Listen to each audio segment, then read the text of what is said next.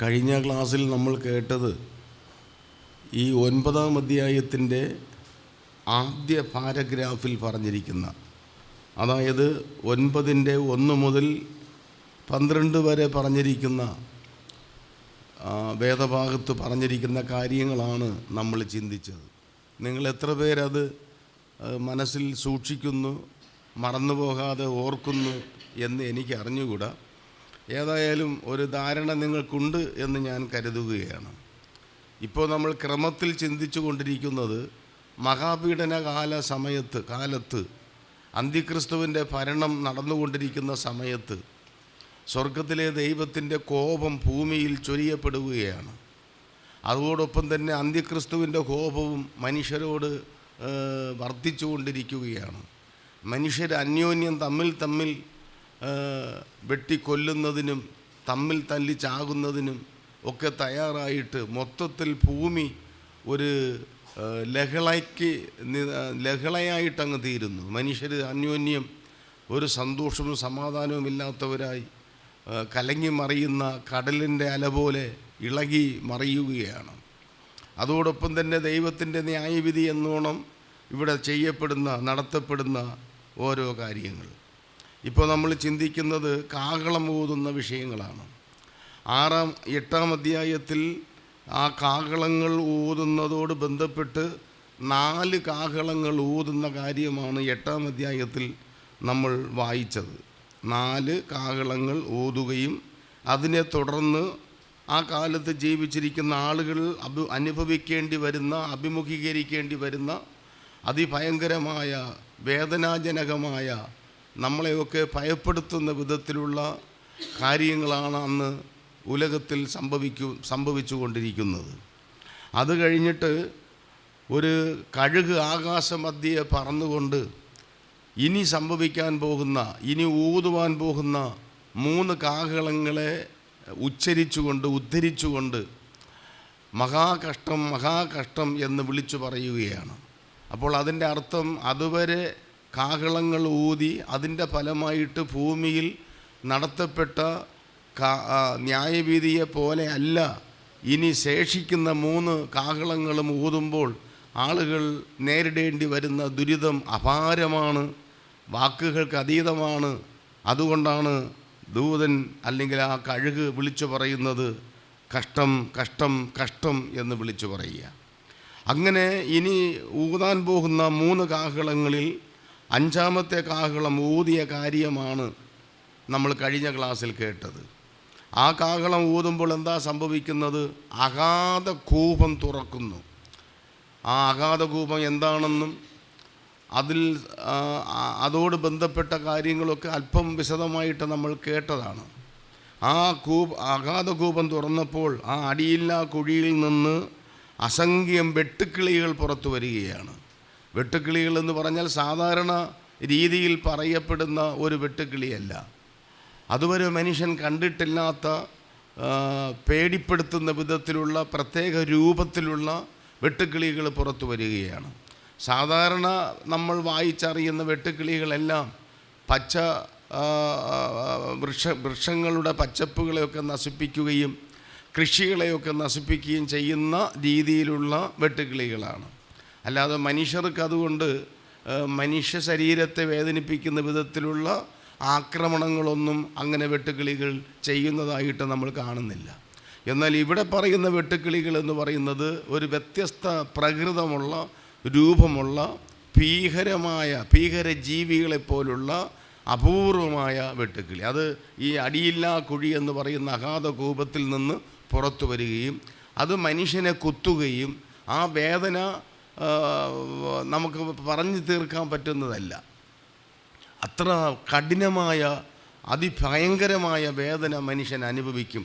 അതിൻ്റെ വേദന കൊണ്ട് ജീവിക്കാൻ നിവൃത്തിയില്ലാതെ അതിനേക്കാൾ ഭേദം മരിക്കാമെന്ന് വിചാരിച്ചിട്ട് മരിക്കാൻ തുടങ്ങിയാലും 5 മാസക്കാലം ഏതാണ്ട് 150 ദിവസത്തോളം ഭൂമിയിൽ മനുഷ്യന് മരണം കാണത്തില്ല. മരണം മനുഷ്യനെ വിട്ടു ഓടിപ്പോവുകയാണ്. അങ്ങനെയുള്ള ഒരു കാലമായിരുന്നു.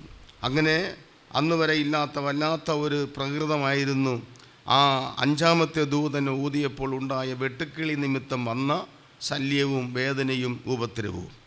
അത് കഴിഞ്ഞപ്പോൾ അടുത്തെന്താ സംഭവിക്കുന്നത്?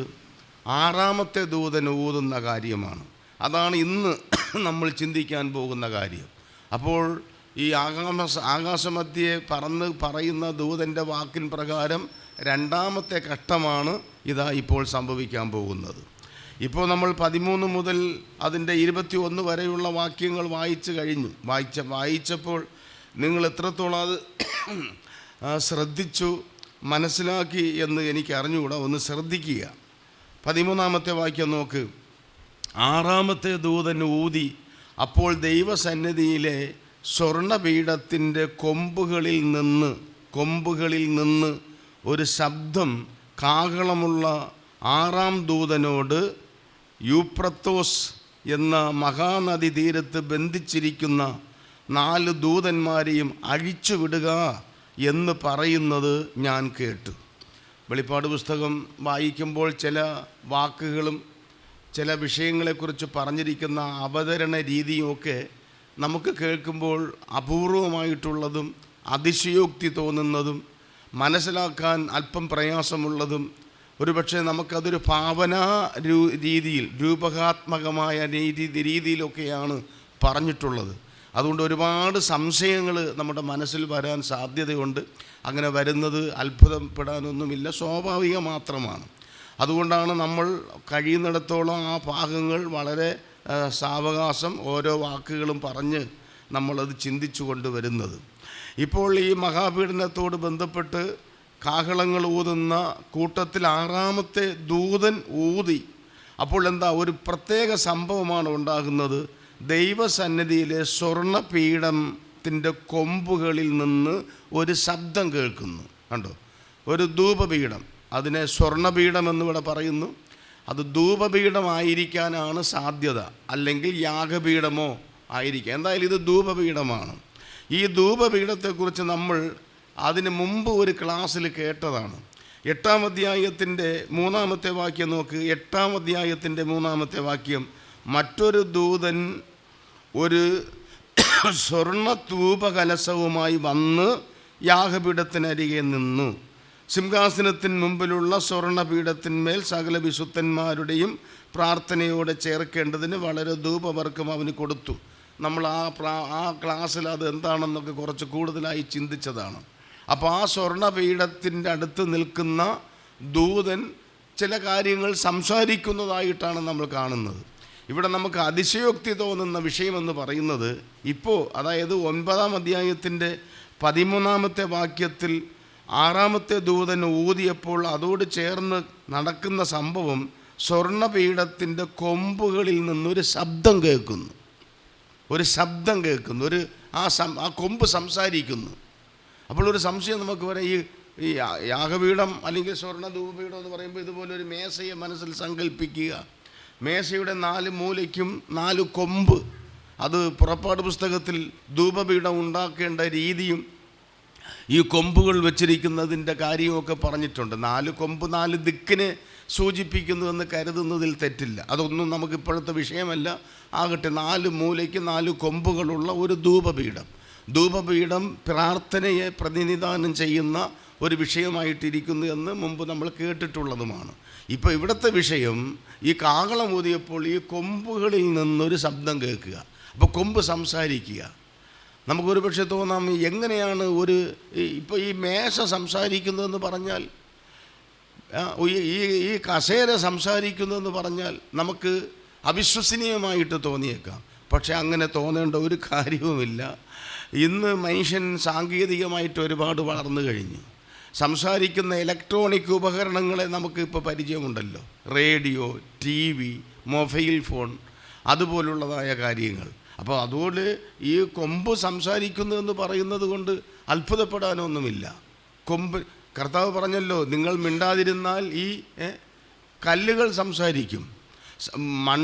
ഭൂമിയിലുള്ള നിശ്ചലമായിരിക്കുന്ന നിശബ്ദമായിരിക്കുന്ന എന്താ പറയുക, പ്രകൃതിയിലെ ഓരോ വസ്തുക്കളെ സംസാരിപ്പിക്കുന്നതിന് ദൈവത്തിന് കഴിയും. ഉരിയാട കഴുത സംസാരിച്ചുവല്ലോ. കഴിഞ്ഞൊരു ക്ലാസ്സിൽ കേട്ടു കഴുകൻ സംസാരിച്ചു എന്ന് പറഞ്ഞിട്ടില്ലേ. പിന്നെ ഈ യാഗപീഠത്തിൻ്റെ കൊമ്പ് സംസാരിച്ചു എന്ന് ചിന്തിക്കുന്നതിൽ തെറ്റില്ല. വചനം വിശ്വസിക്കാതിരിക്കുക. ഇനി മറ്റൊരർത്ഥം അതിനകത്തുള്ളത്, കൊമ്പല്ല സംസാരിച്ചത്, ധൂപപീഠത്തിനരികെ നിൽക്കുന്ന ദൂതൻ സംസാരിച്ചു എന്നും ഒരു അഭിപ്രായമുണ്ട്. ഇത് ഏത് അഭിപ്രായം സ്വീകരിച്ചാലും തെറ്റില്ല എന്നുള്ളതാണ് വസ്തുത. ഇതിലേത് നിലയിലും ദൈവത്തിന് പ്രവർത്തിപ്പാൻ കഴിയുമെന്നുള്ളതാണ്. ഇനി കൊമ്പ് സംസാരിച്ചു എന്നുള്ളതിനേക്കാൾ അധികം ശ്രദ്ധിക്കേണ്ടത് കൊമ്പ് എന്താ സംസാരിച്ചതെന്നുള്ളതാണ്. ഈ ധൂപപീഠത്തിൽ നിന്ന് കേട്ട സന്ദേശം എന്ത് എന്നുള്ളതാണ്. നോക്കിക്കോ, അതിൻ്റെ 13-ാമത്തെ വാക്യം വീണ്ടും നോക്കിക്കോ. ആ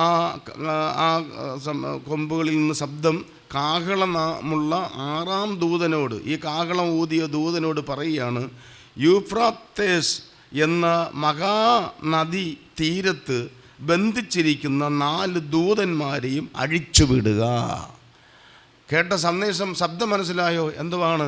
യൂഫ്രട്ടീസ് നദിയുടെ തീരത്ത് 4 ദൂതന്മാരെ ബന്ധിച്ചിരിക്കുന്നു. അതിനെ നമ്മുടെ നാടൻ ഭാഷയിൽ പറഞ്ഞാൽ കെട്ടിയിട്ടിരിക്കുന്നു, ബന്ധിച്ചിട്ടിരിക്കുന്നു. ആര്? 4 ദൂതന്മാർ. എവിടെ അത് പിന്നെ നമുക്ക് എവിടെയാണ് കെട്ടിയിട്ടിരിക്കുന്നത് അല്ലെങ്കിൽ ബന്ധിച്ചിട്ടിരിക്കുന്നത്? എവിടെയാ? യൂഫ്രട്ടീസ് നദി. ഈ യൂഫ്രട്ടീസ് നദി എന്ന് പറയുന്നത് യൂഫ്രട്ടീസ് എന്ന് പറയുന്ന നദിയാണ്. ഈ യൂഫ്രട്ടീസ് നദി അല്ലെങ്കിൽ യൂഫ്രട്ടീസ് നദി എന്ന് പറയുന്നത് വളരെ ചരിത്ര പ്രാധാന്യമുള്ള ഒരു നദിയാണ്. ബാബിലോണിൽ നിന്ന് ഉത്ഭവിച്ച് ഒഴുകുന്നു എന്നും ബാബിലോണിൽ കൂടി ഒഴുകുന്നു എന്നും ഒക്കെ അതിനെക്കുറിച്ച് വേദപഠിതാക്കൾ പറയുന്നു. ഇത് വളരെ ചരിത്ര പ്രാധാന്യമുള്ള ഒരു നദിയാണ്. വേദപുസ്തകത്തിൽ പല പ്രാവശ്യം പരാമർശിക്കപ്പെട്ടിട്ടുള്ള ഒരു നദിയുടെ പേരാണ് യൂഫ്രട്ടീസ് നദി. ബാബിലോണുമായി ബന്ധപ്പെട്ട് കിടക്കുന്ന ഒരു പ്രധാനപ്പെട്ട നദി എന്ന് ഓർക്കുക. ഈ നദിയെക്കുറിച്ച് തിരുവെഴുത്തിൽ പറഞ്ഞിരിക്കുന്ന 1-2 ഭാഗങ്ങൾ നമുക്ക് വാക്യങ്ങൾ വായിച്ചിട്ട് വരാം. ഒന്ന്, ഉൽപ്പത്തി പുസ്തകം 2-ാം അധ്യായത്തിൻ്റെ 14-ാമത്തെ വാക്യം നോക്ക്. ഉൽപ്പത്തി പുസ്തകം 2-ാം അധ്യായത്തിൻ്റെ 14-ാമത്തെ വാക്യത്തിൽ നോക്കാം.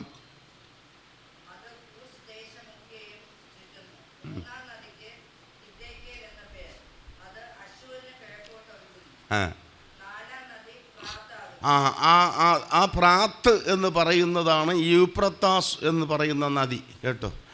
അതായത് ഏദൻ തോട്ടത്തെ നനയ്ക്കുന്നതിന് വേണ്ടി ഒരു നദി പുറപ്പെട്ട് ഒഴുകുന്നു. ആ നദിക്ക് 4 ശാഖകളുണ്ട്. അതിലെ 4-ാമത്തെ ശാഖയുടെ പേരാണ് എന്തെന്ന് പറയുന്നത്? ഫ്രാത്ത് നദി എന്ന് പറയുന്നത്. ഞാൻ ഒന്ന് പരിചയപ്പെടുത്തിയെന്ന് മാത്രമേ ഉള്ളൂ. നമ്മൾ ആ നദിയെക്കുറിച്ചുള്ള പഠനത്തിന് വേണ്ടി വായിച്ചതല്ല. ആ നദി, ഇവിടെ പറയുന്ന നദിയെക്കുറിച്ചുള്ള ആദ്യ പരാമർശമാണ് ഉൽപ്പത്തി പുസ്തകത്തിൽ. ഇത്രയും നമ്മൾ ഓർത്താൽ മതി. ഏദൻ തോട്ടം നനയ്ക്കുന്നതിന് വേണ്ടി പുറപ്പെട്ട നദിയുടെ ഒരു ശാഖയുടെ പേരാണ് ഈ പറയുന്ന യൂഫ്രട്ടീസ് എന്ന് പറയുന്ന അല്ലെങ്കിൽ ഫ്രാത്ത് എന്ന് പറയുന്ന നദി. രണ്ടാമത് ഈ നദിയെക്കുറിച്ച് നമ്മൾ കാണുന്നത് ഉൽപ്പത്തി പുസ്തകം 15-ന്റെ 18-ാമത്തെ വാക്യം നോക്ക്. ഉൽപ്പത്തി പുസ്തകം 15-ന്റെ 18-ാമത്തെ വാക്യം.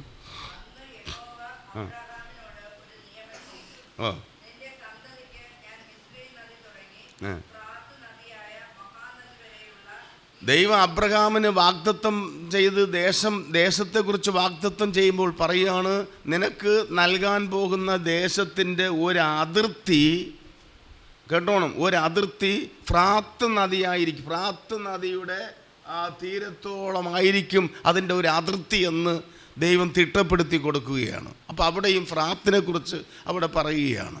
പിന്നെ നമ്മൾ കാണുന്നത് 1 ദിനവൃത്താന്തങ്ങൾ 18-ാം അധ്യായത്തിൻ്റെ 3-ാമത്തെ വാക്യത്തിലും ഈ ഫ്രാത്ത് നദി, യൂഫ്രട്ടീസ് നദിയെക്കുറിച്ച് നമുക്ക് കാണാനായിട്ട് കഴിയും. 1 ദിനവൃത്താന്തം 18-ന്റെ 3-ാമത്തെ വാക്യം നോക്കിക്കേ.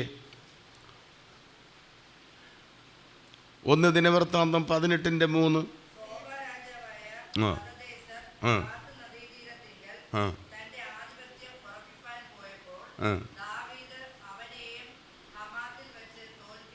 ഇവിടെ ദാവീദിൻ്റെ ഭരണകാലത്ത് അവൻ്റെ രാജ്യത്തിൻ്റെ അതിർത്തിയായിട്ട് അവർ തീരുമാനിച്ചിരുന്നതും ഈ യൂഫ്രട്ടീസ് നദിയുടെ കാര്യമാണ്. ഇങ്ങനെ വേദപുസ്തകത്തിൽ അവിടെയായിട്ട് ഈ നദിയെക്കുറിച്ചുള്ള ഉദ്ധരണികളും നദിയെക്കുറിച്ചുള്ള പരാമർശങ്ങളും നമുക്ക് കാണാനായിട്ട് കഴിയും. ഇപ്പോൾ ഇതാ വെളിപ്പാട് പുസ്തകത്തിൽ പറഞ്ഞിരിക്കുകയാണ് ആ നദി.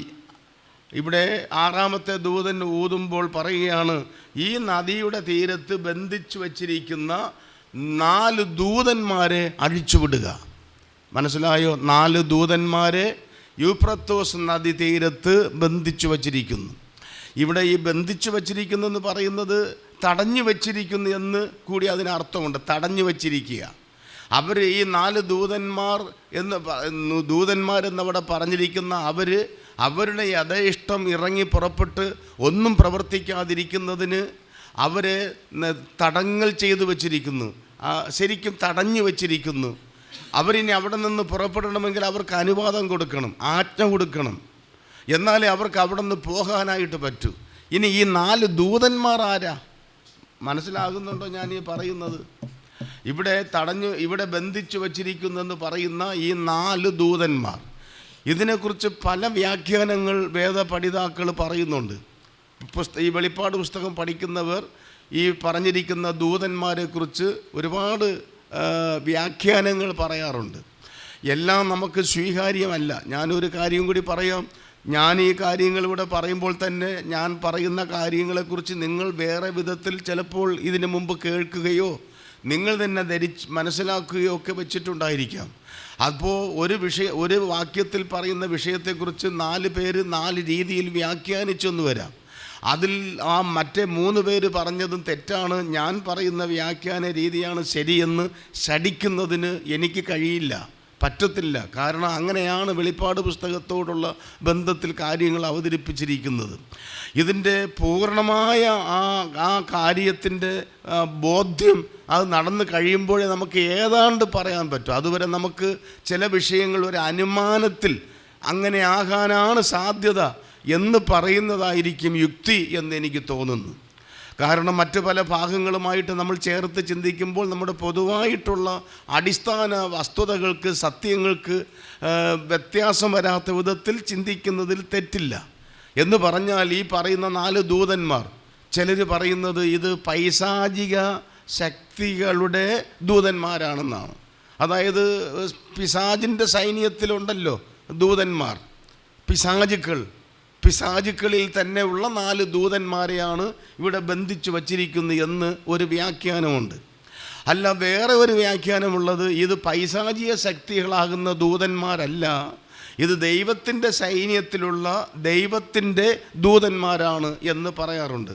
ഇവിടെ എൻ്റെ അഭിപ്രായത്തിൽ ഞാനൊരു കാര്യം പറയാം. ഇവിടെ പറഞ്ഞിരിക്കുന്ന ദൂതന്മാർ പൈശാചിക ശക്തികളായ ദൂതന്മാരല്ല, ഇത് ദൈവിക സൈന്യത്തിലുള്ള ദൂതന്മാരെന്നാണ് ഞാൻ വിശ്വസിക്കുന്നത്, ഞാൻ മനസ്സിലാക്കുന്നത്.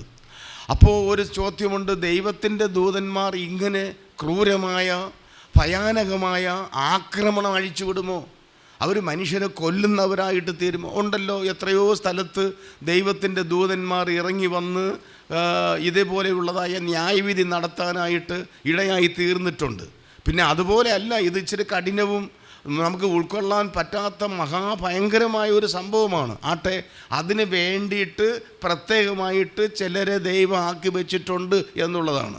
വേറെ ഒരു കൂട്ടർ പറയുന്നത്, പണ്ട് ഏദൻ തോട്ടത്തിൽ ആദം പാപം ചെയ്തപ്പോഴേ ആ തോട്ടത്തിൽ നിന്ന് പുറത്താക്കുന്നു, എന്നിട്ട് അവൻ വീണ്ടും അകത്ത് വരാതിരിക്കുന്നതിന് വേണ്ടി അവിടെ തിരിഞ്ഞുകൊണ്ടിരിക്കുന്ന വാളുമായിട്ട് കെരൂബുകളെ ആക്കി വെച്ചെന്ന് പറയുന്നല്ലോ. തോട്ടം പിന്നീട് അങ്ങ് പോയി. അത് കഴിഞ്ഞിട്ട് ഈ കെരൂബുകളെ വീണ്ടും ഇതുപോലെ ദൈവം പ്രത്യേക കാര്യത്തിന് വേണ്ടി ആക്കി വെച്ചിട്ടുണ്ട്, അവരാണ് ഇതെന്ന് പറയുന്നവരും ഉണ്ട്. അപ്പോൾ അതാ ഞാൻ പറഞ്ഞത്, പല വ്യാഖ്യാനങ്ങളുണ്ട്. പക്ഷേ കുറച്ചുകൂടെ സ്വീകാര്യവും ഈ പുസ്തകത്തോടുള്ള ബന്ധത്തിൽ ദൂതന്മാർ പല തലങ്ങളിൽ ദൈവത്തിൻ്റെ ശുശ്രൂഷയുമായിട്ട് വരുന്നുണ്ട്. ഇതിനു മുമ്പ് തന്നെ ഇപ്പം നമ്മൾ കേട്ടല്ലോ, ഭൂമിയുടെ 4 കാറ്റുകളെയും പിടിച്ചുകൊണ്ട് 4 ദൂതന്മാർ നിൽക്കുന്നു എന്ന് മുമ്പൊരു ക്ലാസ്സിൽ നമ്മൾ കേട്ടതാണ്. അത് പൈശാചിക ദൂതന്മാരൊന്നുമല്ല, അവർ ദൈവത്തിൻ്റെ ദൂതന്മാർ. അപ്പോൾ ദൈവത്തിൻ്റെ ദൂതന്മാരെ വെളിപ്പാട് പുസ്തകത്തിൽ ദൈവം പല ശുശ്രൂഷകൾക്ക് വേണ്ടി അവിടെയായിട്ട് എന്ത് ചെയ്തിട്ടുണ്ട്? ഉപയോഗിച്ചിട്ടുണ്ട്. അവർ ഏത് ശുശ്രൂഷ ചെയ്യാനും അവർ സജ്ജരായിരിക്കുകയാണ്. മനസ്സിലായ? ഈ ഫയർ സർവീസിലൊക്കെ നമ്മൾ അവരെ വളരെ എവിടെ ഒരു അത്യാഹിതം സംഭവിക്കുന്നുവോ അവിടേക്ക് പോകാനായിട്ട് എവർ റെഡിയായിട്ട് നിൽക്കുന്ന പടയാളികളെ നമുക്കവിടെ കാണാൻ കഴിയും. എന്ന് പറയുന്നത് പോലെ ആജ്ഞാനുവർത്തികളായി എപ്പോൾ ദൈവത്തിൻ്റെ ഭാഗത്തു നിന്നൊരു ഓർഡർ വരുന്നുവോ, ഒരു ആജ്ഞ പുറപ്പെടുന്നുവോ, ആ കാര്യം ചെയ്യുന്നതിന് നിജാന്ത ജാഗ്രതയോടെ കാത്തു നിൽക്കുന്ന ദൂതന്മാരെ കുറിച്ച് നമ്മൾ കാണുന്നു. ഉദാഹരണത്തിന് 103 സങ്കീർത്തനം 20 വാക്യം ഒന്ന് വായിക്കാമോ? 103 സങ്കീർത്തനം 20 വാക്യം. ആ വാക്യം വായിച്ചിട്ട് നമുക്ക് ആ ഭാഗം വിടാം. അവൻ്റെ വചനത്തിൻ്റെ ശബ്ദം കേട്ട് അവൻ്റെ ആജ്ഞ അനുസരിക്കുന്ന, സ്തോത്രം. ദൂതന്മാരെ കുറിച്ച് പറഞ്ഞിരിക്കുന്ന ഒരു വാക്ക് കണ്ടോ? ദൂതന്മാരെ കുറിച്ച് പറഞ്ഞിരിക്കുന്ന വാക്ക് കണ്ടോ? ദൈവത്തിൻ്റെ ആജ്ഞ അനുസരിച്ച്, കണ്ടോ, അവൻ്റെ വചനമനുസരിച്ച് അവൻ്റെ ആജ്ഞ അതുപോലെ അനുവർത്തിക്കുന്ന വീരന്മാരായ ദൈവത്തിൻ്റെ ദൂതന്മാരായുള്ളവരെ.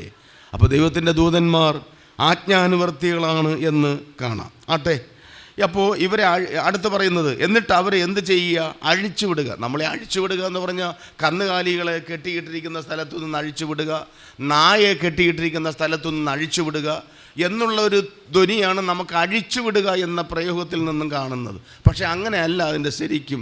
അഴിച്ചുവിടുക എന്ന് പറഞ്ഞാൽ വാക്കുകൊണ്ട് അർത്ഥമാക്കുന്നത് ഈ ദൂതന്മാരെ അടുത്ത് ചെയ്യേണ്ട പ്രവൃത്തിക്കായിട്ട് അവരെ എന്ത് ചെയ്യുക? അനുവദിക്കുക. അവർ പോകട്ടെ. ആ അർത്ഥത്തിലാണ് പറയുന്നത്. മനസ്സിലായോ? അവർ ചെയ്യേണ്ട ജോലിക്കായിട്ട് അവരെ അങ്ങ് വിടുക, അവർ പോകട്ടെ. ഇനി അവർ ചെയ്യേണ്ട ജോലി എന്നതാണ് എന്നുള്ളത് നമുക്ക് പിന്നെ കേൾക്കാം. അതിന് മുമ്പായിട്ട് ഉടനെ മനുഷ്യരിൽ 1/3 കൊല്ലുവാൻ ഇന്ന ആണ്ട്, മാസം, ദിവസം, നാഴികയ്ക്ക് ഒരുങ്ങിയിരിക്കുന്ന 4 ദൂതന്മാരെയും അഴിച്ചുവിട്ടു. കണ്ടോ? അപ്പോൾ ഈ ദൂതന്മാരെ കൊണ്ട് ചെയ്യാൻ പോകുന്ന ഉദ്ദേശം എന്നതാ? ആ 15 വാക്യത്തിൽ പറയുന്നു, ഈ ദൂതന്മാരെ അഴിച്ചുവിട്ടാൽ ദൂതന്മാർ തുടർന്ന് പോയി ചെയ്യേണ്ട അവരുടെ പ്രവൃത്തി എന്തോന്നാ? ഭൂമിയിൽ, കേട്ടില്ലയോ, ഭൂമിയിൽ മനുഷ്യരിൽ 1/3 കൊല്ലുക. മനുഷ്യരിൽ 1/3. അയ്യോ, അത് നമുക്ക് പുറകെ വായിക്കുമ്പോൾ മനസ്സിലാകും എന്തോരു വലിയ ഉത്തരവാദിത്വമാണ് അവരുടെ ഭാഗത്തിരിക്കുന്നത്. അവർ ചെയ്യാൻ പോകുന്ന പ്രവൃത്തിയുടെ ഭീകരത. ഇവർ മനുഷ്യരെ നന്നാക്കാനല്ല, കേട്ടോണേ. ഈ 5ാമത്തെ ദൂതൻ ഊതിയപ്പോൾ മനുഷ്യന് മരണമല്ല സംഭവിച്ചത്, മനുഷ്യനെ വിട്ട് മരണം പോകുകയാണ്. 6ാമത്തെ ദൂതൻ ഊതുമ്പോൾ സംഭവിക്കുന്നത് എന്താ? ഇപ്പം മരണം മനുഷ്യനെ വിട്ട് ഓടിയെങ്കിൽ ഇപ്പോൾ മരണം മനുഷ്യൻ്റെ പുറകെ ഓടുക, മരണം മനുഷ്യനെ പിടിക്കാൻ പോകുക. അത് നമുക്ക് സാവകാശം കേൾക്കാം. അപ്പോൾ അതിന് മുമ്പേ ഈ ദൂതന്മാരെ അഴിച്ചു വിടുന്നതിന് തടസ്സമായിട്ട് വേറൊരു കാര്യം അവിടെ പറയുന്നുണ്ട്. എന്തുവാ? സമയക്ലിപ്തത. നിങ്ങൾക്കിത് മനസ്സിലാകുന്നുണ്ടോ ഞാൻ ഈ പറയുന്നത്? ഉണ്ടോ?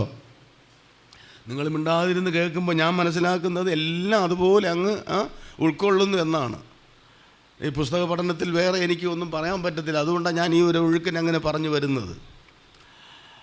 അപ്പോൾ അവരെ അഴിച്ചുവിട്ട് അവർ ആ പ്രവൃത്തി ചെയ്യുന്നതിന് തടസ്സമായിട്ട് എന്തുവാ പറയുന്നത്? അവിടെ ശ്രദ്ധിച്ചാൽ അറിയാം, ആണ്ട്, മാസം, ദിവസം, നാഴികയ്ക്ക് ഒരുങ്ങിയിരിക്കുക. അപ്പോൾ അങ്ങനെ ഒരു സമയക്ലിപ്തത അവിടെ പറയുന്നു. അവർക്ക് ഇഷ്ടമുള്ള സമയത്ത് ഇറങ്ങി അത് ചെയ്യാൻ പറ്റത്തില്ല, അതിനുള്ള ഓർഡർ വേണം. 2 ഓർഡർ വരണമെങ്കിൽ ആ പ്രവൃത്തിക്ക് വേണ്ടി ദൈവം എന്ത് വച്ചിട്ടുണ്ട്? അതാണ് സമയം വെച്ചിട്ടുണ്ട്. ആ സമയം വരെ അവിടെ ഇരിക്കണം. അപ്പോൾ ഒരു സംഭവം, ഒരു മനസ്സിലാക്കേണ്ട ഒരു കാര്യം, ആണ്ട് പറഞ്ഞിട്ടുണ്ട്, ഏതാണ്ടെന്ന് പറഞ്ഞിട്ടില്ല. മാസം പറഞ്ഞിട്ടുണ്ട്, ഏത് മാസമെന്ന് പറഞ്ഞിട്ടില്ല. നാൾ പറഞ്ഞിട്ടുണ്ട്, ആ മാസത്തിലെ ഏത് നാളാണെന്ന് പറഞ്ഞിട്ടില്ല. നാഴിക പറഞ്ഞിട്ടുണ്ട്, അഥവാ മണിക്കൂർ പറഞ്ഞിട്ടുണ്ട്, അത് ആ ദിവസത്തിലെ ഏത് മണിക്കൂറെന്ന് പറഞ്ഞിട്ടില്ല. അപ്പോൾ ദൈവത്തിൻ്റെ പദ്ധതിയിൽ ദൈവം ഒരു കാര്യം നടപ്പാക്കുന്നതിന് ദൈവത്തിന് ഒരു സമയക്ലിപ്തതയുണ്ട്. ആണ്ട്, മാസം, ദിവസം, മണിക്കൂർ എത്താതെ ദൈവം ചെയ്യത്തില്ല. ഇനി ഒരു കാര്യം കൂടി ഓർത്തോ, ഇവിടെ പറയുന്ന ആണ്ടും മാസവും എന്ന് പറയുന്നത് മഹാപീഡനത്തിനകത്തുള്ളതാണ്. അപ്പോൾ ഒരു ധാരണയിൽ നമുക്ക് എത്താം. മഹാപീഡനം എന്ന് പറയുന്നത് 10 കൊല്ലത്തെ കാര്യമല്ല, 8 കൊല്ലത്തെ കാര്യമല്ല, പിന്നെ 7 കൊല്ലത്തെ കാര്യം. കർത്താവ് വന്ന് ദൈവത്തിൻ്റെ സഭയെ ഭൂമിയിൽ നിന്ന് മുകളിലേക്ക് എടുത്ത ശേഷം അത് മുതൽ മുമ്പോട്ടുള്ള എത്ര കാലം? 7 കൊല്ലം. ആ 7 കൊല്ലത്തെ 2ആയിട്ട് പിരിച്ചിട്ടുണ്ട്. മൂന്നര കൊല്ലങ്ങൾ എന്നും പറഞ്ഞു 1260 ദിവസം വീതം ഇതിനെ രണ്ടായിട്ട് പിരിച്ചിട്ടുണ്ട്. ആ രണ്ടായി പിരിച്ചിട്ടുള്ളതിൻ്റെ രണ്ടാമത്തെ വിഭജനത്തിലുള്ള ആണ്ട്, മാസം, ദിവസം, മണിക്കൂർ അത് വരുന്നത് വരെ ഇവർക്ക് അവരുടെ ഇഷ്ടത്തിൽ ഇറങ്ങിപ്പോകാൻ പറ്റത്തില്ല. അപ്പോൾ ഈ സമയം ഇങ്ങനെ പറഞ്ഞിരിക്കുന്നതിൽ നിന്ന് നമുക്ക് ഒരുപാട് പാഠം പഠിക്കാനായിട്ടുണ്ട്. ഒരു പാഠമെന്ന് പറയുന്നത് ദൈവത്തിൻ്റെ കാര്യപരിപാടികളെല്ലാം അതിൻ്റെ സമയത്ത് ചെയ്യും. സ്തോത്രം. അതിന് എത്രയോ തെളിവുകൾ വേദപുസ്തകത്തിലുണ്ട്. സഭാപ്രസംഗിയുടെ പുസ്തകം എടുക്കാമോ? 3-ാം അധ്യായത്തിൻ്റെ 1-ാമത്തെ വാക്യം. സഭാപ്രസംഗിയുടെ പുസ്തകം 3:1 പെട്ടെന്ന് വായിച്ചോ, നമുക്കധികം സമയമില്ല. എല്ലാത്തിനും ഒരു സമയമുണ്ട്. അതെ, ദൈവത്തിൻ്റെ ഏത് പ്രവൃത്തിക്കും ദൈവം ഒരു സമയം വെച്ചിട്ടുണ്ട്. ഇനി 11-ാമത്തെ വാക്യം, അതേ അധ്യായം 11-ാമത്തെ വാക്യം. അതതിൻ്റെ സമയത്ത് ചെയ്യും. അതതിൻ്റെ സമയത്തെ അവൻ ചെയ്യുകയുള്ളൂ. ഈ ഇസ്രായേൽ ജനം മിസ്രയീമിൽ നിന്ന് പുറപ്പെട്ടതിനെക്കുറിച്ച് ഒരു ദിവസം പറഞ്ഞിട്ടുണ്ട്. ഒന്ന് വായിച്ചിട്ട് വരാം. നമുക്ക് അവിടെ നിന്ന് ഒരുപാടൊന്നും പറയാൻ ഉദ്ദേശിക്കുന്നില്ല. ആ സമയക്ലിപ്തത എത്ര കൃത്യമായിട്ടാണ് നടക്കുന്നതെന്നുള്ളത്. പുറപ്പാട് പുസ്തകത്തിൻ്റെ 12-ാം അധ്യായം 41-ാമത്തെ വാക്യം നോക്ക്. പുറപ്പാട് 12:41.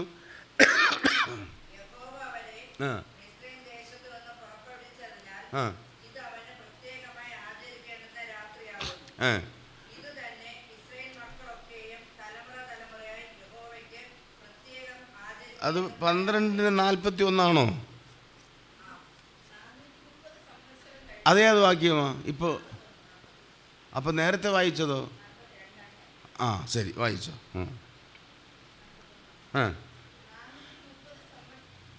അത് തന്നെയാണ്. 430 സംവത്സരം കഴിഞ്ഞിട്ട് ആ ദിവസം തന്നെ എന്ത് ചെയ്തു? യഹോവയുടെ ഗണങ്ങളൊക്കെയും മിസ്രയീം ദേശത്ത് നിന്ന് പുറപ്പെട്ടു. ആ ദിവസത്തെക്കുറിച്ച് പറയുന്നത് ആ ദിവസം തന്നെ.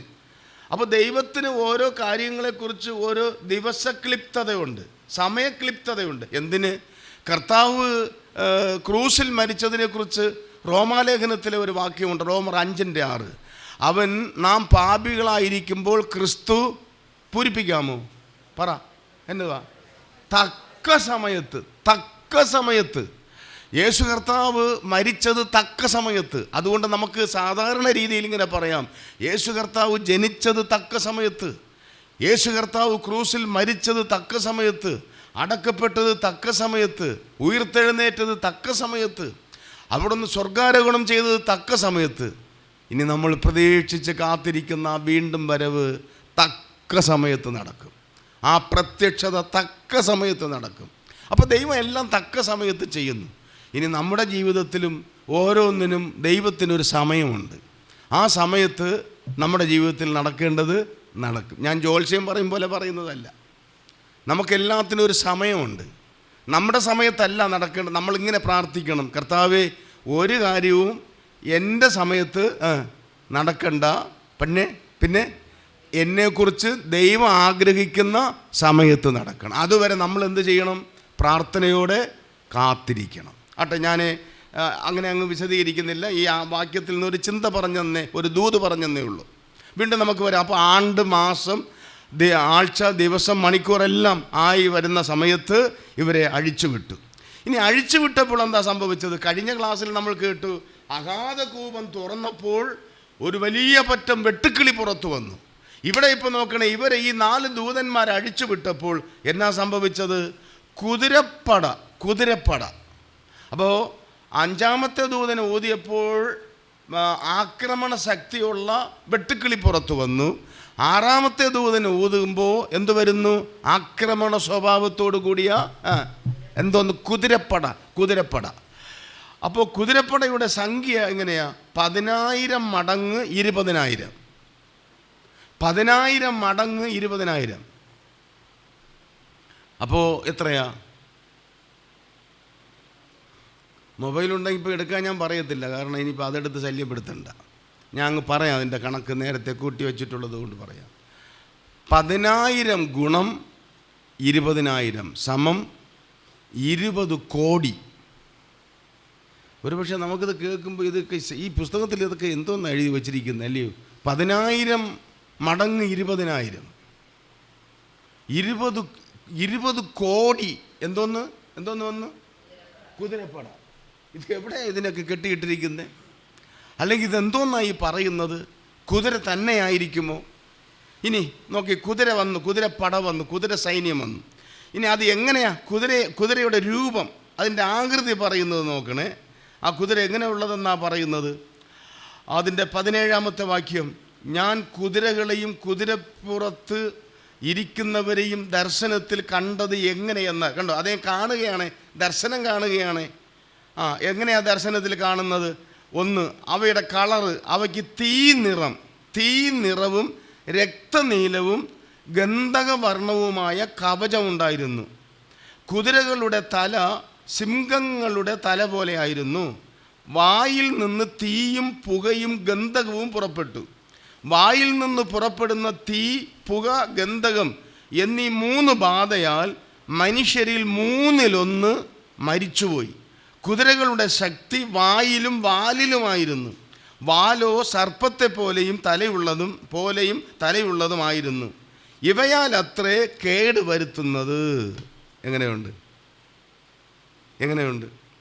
ഇത് ഒന്നും കൂടെ വായിച്ചിട്ട് രാത്രി പോയി കിടന്നിട്ട് ഇവനെല്ലാം സ്വപ്നവും കണ്ട് വിളിച്ച് കൂവരുത്.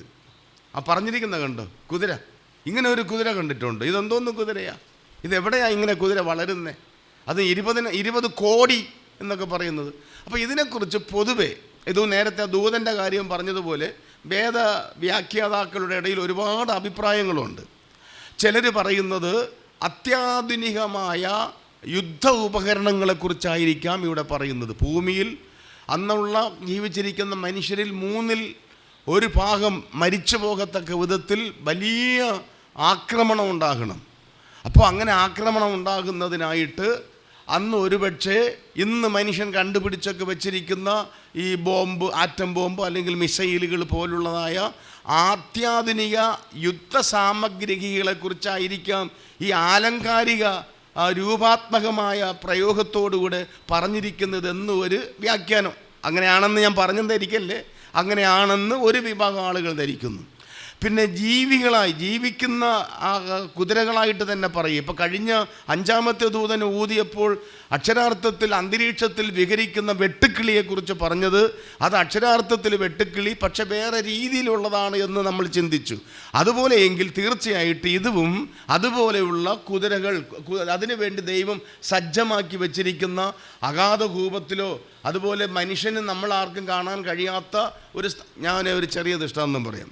മഴ കറുത്ത് വരുമ്പോഴേ, മഴയ്ക്ക് മുമ്പേ ചില സമയത്ത് നമ്മൾ നോക്കിയിരിക്കെ നമ്മളിരിക്കുന്ന സ്ഥലത്തു നിന്ന് തന്നെ എന്തോന്ന് എഴുന്നേറ്റ് വരാറുണ്ട്. നമ്മളതുവരെ കണ്ടോ? അവിടെ നമുക്ക് ഫാവലിയിൽ ഓർത്ത് നോക്കി ചില സമയത്തങ്ങ് അന്തരീക്ഷം അങ്ങ് മൊത്തം അങ്ങ് നിറയുകയല്ലയോ. ഇതെവിടെ നിന്ന് എണ്ണിച്ച് വരുന്നു? അത്രയും നേരം ഇതെവിടെ ഇരുന്ന്? വരുന്ന വരവിൽ അത്രയും സ്പീഡിൽ തന്നെ അതിൻ്റെ ആയുസ്സും തീരുകയാണ്. അപ്പോൾ അന്തരീക്ഷത്തിൽ എവിടെ നിന്ന് വേണമെങ്കിലും എന്തിനേയും ഉളവാക്കിക്കാൻ ഒന്നുമില്ലായ്മയിൽ നിന്ന് സകലത്തെയും വിളിച്ചു വരുത്തിയ ദൈവത്തിന് കഴിയും എന്ന വിശ്വാസമാണ് എനിക്കുള്ളത്. അപ്പോൾ വ്യത്യസ്തമായ നിലയിലുള്ള ഒരു കുതിര. ഇനി അതിനെക്കുറിച്ച് പറഞ്ഞിരിക്കുന്ന നിറവും സ്വഭാവവും ഒക്കെ നോക്കി, വായിലും ആക്രമണമുണ്ട്, വാലിലും ആക്രമണമുണ്ട്. അപ്പോൾ അതിന് മുമ്പോട്ടും പോകാം, യൂ ടേൺ എടുക്കാതെ പുറകിലോട്ടും വരാം. 2 തലത്തിൽ 2 വിധത്തിലുള്ള, സിംഹത്തിൻ്റെ തല മുമ്പിൽ, സർപ്പത്തിൻ്റെ തല വാലിൽ, അങ്ങനെയാണ് ഇരിക്കുന്നത്. എന്ന് പറഞ്ഞാൽ വല്ലാത്ത ഒരു ആക്രമണമാണ്. നിമിഷ നേരം 20 കോടി എന്ന് പറയുന്നു. എനിക്ക് അങ്ങനെ 20 കോടിയാണെങ്കിൽ ഈ 4 ദൂതന്മാരും കൂടെ ഓരോരുത്തർക്ക് 5 കോടി നയിക്കാനുള്ള ശക്തി ദൈവം കൊടുക്കുന്നു. വല്ലാത്ത കാലഘട്ടത്ത് മനുഷ്യൻ മരിച്ചു പോകത്തക്ക വിധത്തിൽ മനുഷ്യനെ മൊത്തത്തിൽ നശിപ്പിക്കുന്ന, ഭസ്മീകൃതമാക്കുന്ന വല്ലാത്ത ഒരു ശക്തിയോടുകൂടെ ഇവ പുറപ്പെടുകയാണ്. അതുകൊണ്ടാണ് നേരത്തെ ഈ കഴുക് ആകാശമധ്യേ സഞ്ചരിച്ച് പറഞ്ഞത്, ഇനി ഇതാ ഊതുവാൻ പോകുന്ന കാടകങ്ങൾ നിമിത്തം ഭൂവാസികൾക്ക് കഷ്ടം കഷ്ടം കഷ്ടമെന്ന് നേരത്തെ ഒരു സിഗ്നൽ കൊടുത്തല്ലോ, ഒരു മുന്നറിയിപ്പ് വിളിച്ചു പറഞ്ഞല്ലോ. ആ മുന്നറിയിപ്പിൽ ഇങ്ങനെ ചില സംഭവങ്ങൾ ഇരിപ്പുണ്ട്. എന്തോ ഒരു കഷ്ടമാണ്. നമ്മൾ മഹാപീഡനകാലം എന്നൊക്കെ പഠിച്ചു വരുന്നെങ്കിലും ഇതൊരു എന്തോ പറയുക, ഇങ്ങനെയും ഒരു പീഡനകാലം. ഒരുപക്ഷെ നമുക്കൊരു സംശയം വരാം, ഈ സ്നേഹവാനായ ദൈവം ദൈവത്തിൻ്റെ സൃഷ്ടികളായ മനുഷ്യരെ നശിപ്പിക്കാൻ ഇങ്ങനെയും ചെയ്യുമോ? ഞാൻ പറയാം, ഒരിക്കലും ദൈവം മനുഷ്യനെ ബോധപൂർവം അവൻ കരുതിക്കൂട്ടി വേണമായിട്ട് മനുഷ്യനെ പീഡിപ്പിക്കുകയോ ഉപദ്രവിക്കുകയോ ചെയ്യുന്നവനല്ല. ഇവിടെയാണ് നമ്മൾ മനസ്സിലാക്കണം, മനുഷ്യനെ സ്നേഹിക്കുന്ന ദൈവം ഏത് വിധേനയും അവനെ രക്ഷിക്കാനാണ് പ്രവർത്തിക്കുന്നതും പദ്ധതി ഇടുന്നതും. പക്ഷേ ദൈവത്തിൻ്റെ രക്ഷാപദ്ധതിയെ തട്ടിക്കളഞ്ഞാൽ അതിൻ്റെ ഭാഗമായി മനുഷ്യൻ അഭിമുഖീകരിക്കേണ്ടി വരുന്നത് ഭയങ്കരമാണ്. അതാണ് ഇവിടെ പറയുന്നത്. അതുകൊണ്ട് വെളിപ്പാട് പുസ്തകം കളിയല്ല, കഥയല്ല എന്ന് ഓർക്കുക. പാപത്തെ ദൈവം ശിക്ഷിക്കുമെങ്കിൽ അതിൻ്റെ ഭീകരത ഇവിടെ നമ്മൾ കാണുന്നുണ്ട്. ഇനി ഒരു കാര്യം കൂടെ ചേർത്ത് പറഞ്ഞ അടുത്ത ഭാഗത്തേക്ക് വരാം. മിസ്രയീമിൽ ഇവർ യഹൂദന്മാർ കിടന്നിരുന്ന കാലത്ത് 10 ബാധകൾ, അതും ഏതാണ്ട് ഈ പറഞ്ഞതുപോലെയൊക്കെ ഉള്ളതാണ്.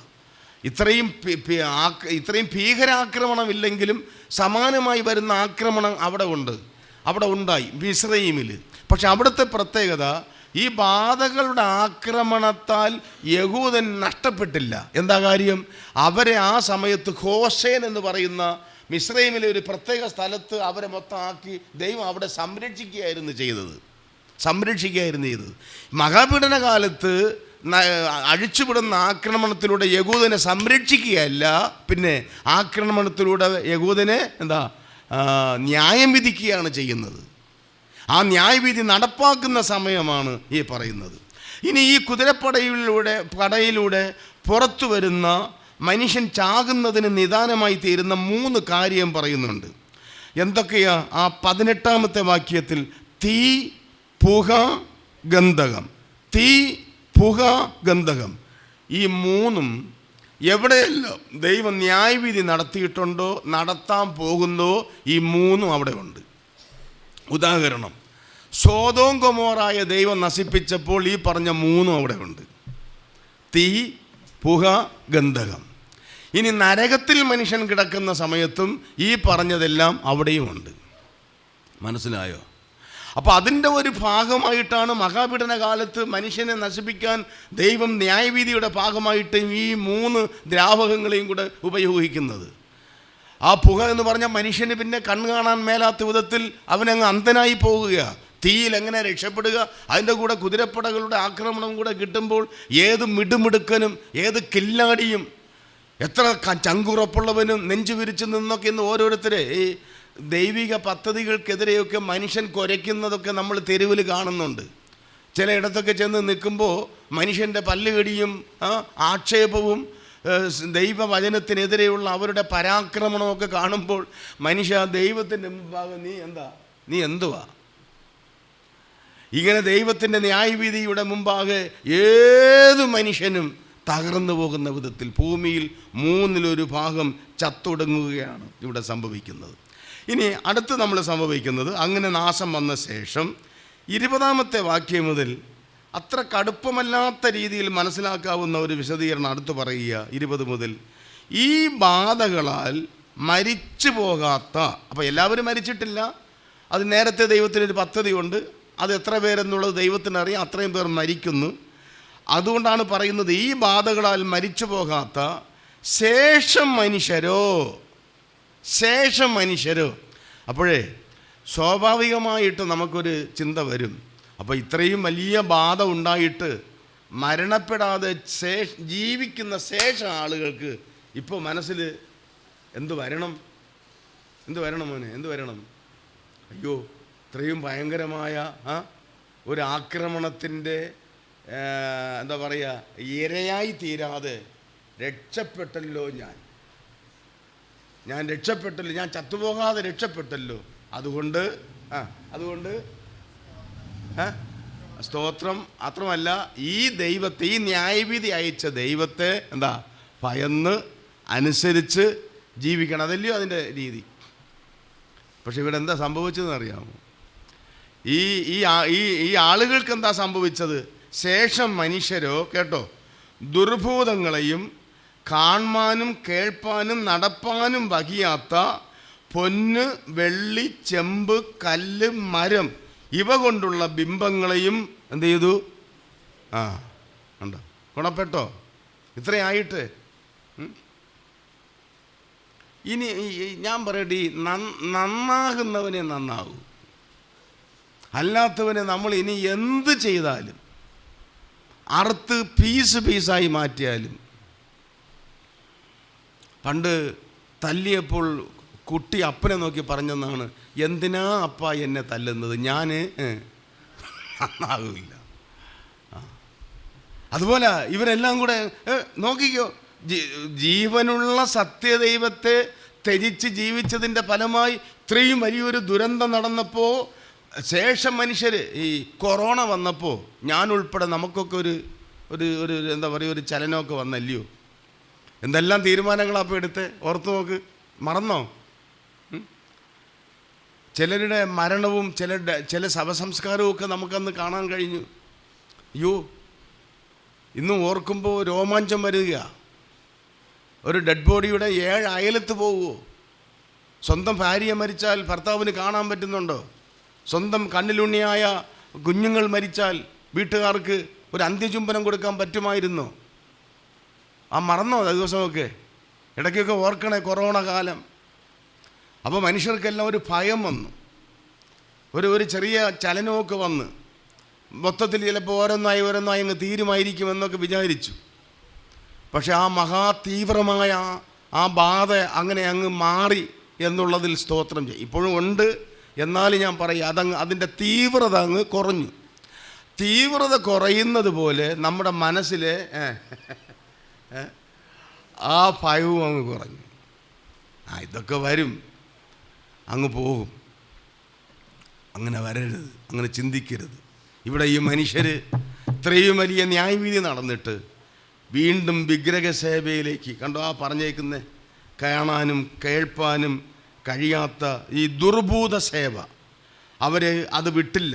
പിന്നെ എന്താ ചെയ്തത് നോക്ക്, 21-ാം വാക്യം, തങ്ങളുടെ കുലപാതകം, ക്ഷുദ്രം, ദുർനടപ്പ്, മോഷണം എന്നിവ വിട്ട് എന്താ ഇന്ന് നമ്മൾ പറയുന്ന സുവിശേഷം എന്നാണെന്നറിയാമോ? കാലം തികഞ്ഞു, ദൈവരാജ്യം സമീപിച്ചിരിക്കുന്നു, മാനസാന്തരപ്പെട്ട് സുവിശേഷത്തിൽ വിശ്വസിപ്പിൻ. മാനസാന്തരപ്പെടുക. അപ്പോൾ മഹാപീഡന കാലത്തും മാനസാന്തരപ്പെടാനായി ദൈവരാജ്യം അറിയിക്കുന്ന ആളുകളെന്ന് പറയുക. നിങ്ങളുടെ അക്രമ സ്വഭാവങ്ങളും പാപപ്രവൃത്തികളും ദൈവവിരുദ്ധ ക്രിയകളും വിട്ട് മനം തിരിയുക എന്ന് പറയുന്നതാ. എവിടെ 5 പാപമാണ് ഇവിടെ എടുത്തു പറഞ്ഞിട്ടുള്ളത്. 5 പാപം. 1 വിഗ്രഹാരാധന, അതാണല്ലോ വെള്ളിയും പൊന്നും മരവും മണ്ണും ഒക്കെ കൊണ്ടുണ്ടാക്കുന്നത് വിഗ്രഹാരാധന. രണ്ടാമത്തത് 21-ാം വാക്യത്തിൽ തുടങ്ങുന്നത് കൊലപാതകം. ലോകത്തിലെ ആദ്യത്തെ കൊലപാതകം ഏതാണെന്ന് അറിയാമല്ലോ? ഏതാണ്? ഹാബേലിനെ കയ്യൻ കൊന്നു. ഇതാണ് ഈ ഭൂമി ഉണ്ടായ ശേഷമുള്ള 1-ാമത്തെ കൊലപാതകം. അത് എന്തിൻ്റെ പേരിലായിരുന്നു നടന്നു എന്നറിയാമോ? അത് മോഷണത്തിൻ്റെ പേരിലല്ല, കേട്ടോണം. അത് രാഷ്ട്രീയ ചേരിതിരിഞ്ഞുള്ള കൊലപാതകമല്ല, അത് കുടുംബകലഹമല്ല. ലോകത്തിലെ ആദ്യത്തെ കൊലപാതകത്തിൻ്റെ പിമ്പിലുള്ളത് ദൈവവിശ്വാസ സംബന്ധമാണ്. ഇന്നും ഒരുപാട് കൊലപാതകം നടക്കുന്നത് മതസ്പർദ്ധയിലാണ്, ദൈവവിഷയ സംബന്ധമായി.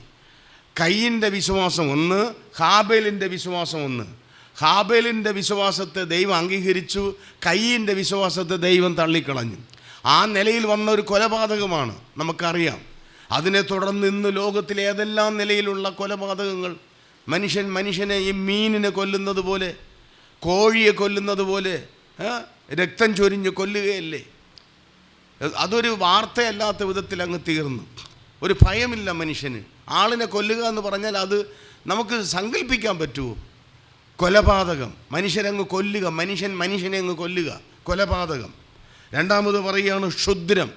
ഈ ക്ഷുദ്രപ്രയോഗം ഒരുപക്ഷെ നമുക്ക് തോന്നും, ഇത്രയും വിദ്യാഭ്യാസം വന്നിട്ടും ലോകത്തിൽ, ഇൻ്റർനെറ്റ് ലോകത്തിൽ മനുഷ്യൻ എത്തിയിട്ടും ഈ പഴയ ക്ഷുദ്രം കൊണ്ട് നടക്കുന്നു എന്ന് തോന്നാം. ക്ഷുദ്രം പണ്ട് കാലം മുതലേ ഉണ്ട്, ഇന്നും ഉണ്ട്. ഭാവിയിൽ ക്ഷുദ്രപ്രയോഗം വർദ്ധിക്കും. ഇപ്പോൾ ഒരു പുതിയ ഒരു രീതിയാണ്, ഇപ്പോൾ എനിക്ക് നിങ്ങളിലൊരാളിനെ കൊല്ലാൻ പറ്റുന്നില്ല, അതിനുള്ള ചങ്കുറപ്പ് എനിക്കില്ല. അല്ലെങ്കിൽ കൊന്നു കഴിഞ്ഞാൽ നിയമം എന്നെ പിടിച്ച് ജയിലിലിടും. എന്നാൽ എനിക്ക് നിങ്ങളെ ആരും അറിയാതെ തകർക്കാനുള്ള ഒരു എളുപ്പമാർഗമാണ് എന്തുവാ എത്ര കേസുകളാണ് ഇങ്ങനെ ഉള്ളതെന്നറിയാമോ?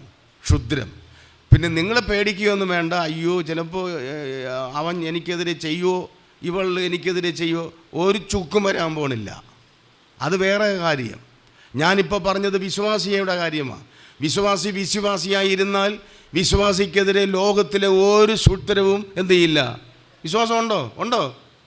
വിശ്വാസിയായിരിക്കണം, എങ്കിലേ ഫലിക്കാതിരിക്കുകയുള്ളൂ. മനസ്സിലായോ? യാക്കോബിനെതിരെ ഒരു ശക്തിയും ഫലിക്കത്തില്ല. മനസ്സിലായോ? ആഭിചാരം ഇസ്രായേലിന് എന്താ ഫലിക്കയില്ല, വചനമാണ്. പക്ഷേ ക്ഷുദ്രം ചെയ്ത് മനുഷ്യനെ തകർക്കുന്നുണ്ടെന്ന് ക്ഷുദ്രപ്രയോഗം, ദുർഭൂത സേവ. ഇന്നും ഈ ലോകത്തിൽ അത് വളരെ ശക്തിയായിട്ട് വർദ്ധിച്ചുകൊണ്ടിരിക്കും. ഇപ്പോഴും കണ്ടിട്ടില്ലേ, ചിലയിടങ്ങളിൽ ബാധ ഒഴിപ്പിക്കാൻ വേണ്ടിയെന്നും മതപരമായ ചില പ്രവൃത്തികൾ ചെയ്ത് ഇത്തരം ചില സംഭവങ്ങൾ മാധ്യമങ്ങളിലും പത്രങ്ങളിലൊക്കെ നമ്മൾ കേൾക്കുന്നില്ലേ? അത് ഈ കാലം വളർന്നു വരുമ്പോൾ അത് ഉണ്ടായിരിക്കും. ദുർഭൂത സേവയും ക്ഷുദ്രപ്രയോഗവും. പിന്നെ ദുർനടപ്പ്, അത് മനുഷ്യൻ ഭൂമിയിൽ ജനിച്ചത് മുതൽ മരിക്കുന്നത് വരെ മനുഷ്യനോടൊപ്പം ഇതുമുണ്ടായി. ദുർനടപ്പ്, അതായത് അവിഹിത ബന്ധങ്ങൾ, അത് വർദ്ധിക്കുക. അവസാനം പറയുകയാണ് മോഷണം. അപ്പോൾ ഇത്തരം പാപങ്ങൾ മനുഷ്യൻ വിട്ടൊഴിഞ്ഞ് നേരെ ചൊവ്വെ ജീവിക്കേണ്ടതിന് പകരം ഇത്രയും വലിയ ബാധ വന്നിട്ടും അത് വിടുന്നില്ല എന്നാണ് ആ പറഞ്ഞു വരുന്നതിൻ്റെ സാരം.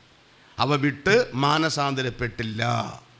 അപ്പോൾ ആറാമത്തെ ദൂതന് ഊതി അതിൻ്റെ ഭാഗമായിട്ടുള്ള ദുരന്തങ്ങളും മനുഷ്യൻ അതോട് കാണിക്കുന്ന വിരുദ്ധ പ്രവൃത്തികളും നമ്മളിവിടെ കാണുകയാണ്. ഇനി ഈ ലിസ്റ്റിൽ ഒരു കാഹളം കൂടെ ഊതാനുള്ളൂ. അത് നമുക്ക് അടുത്ത ക്ലാസ്സിൽ പിന്നീട് കേൾക്കാം. പക്ഷേ ആ കാഹളം ഊതുന്നതിനിടയിൽ ഒരു ഗ്യാപ്പ് പീരീഡുണ്ട്, ഒരു ഇടവേളയുണ്ട്. അതാണ് 10-ാം അധ്യായം. അതെന്താണെന്നുള്ളത് നമുക്ക് കർത്താവ് അനുഭവിച്ചാൽ അടുത്ത ക്ലാസ്സിൽ കേൾക്കാം. നിങ്ങൾ കേട്ടതിലുള്ള നന്ദിയും അറിയിച്ചുകൊണ്ട് ഞാൻ ഇന്നത്തേക്ക് ഇവിടെ നിർത്തുന്നു. കർത്താവിൻ്റെ വിലയേറിയ നാമം വാഴ്ത്തപ്പെടുമാറാകട്ടെ.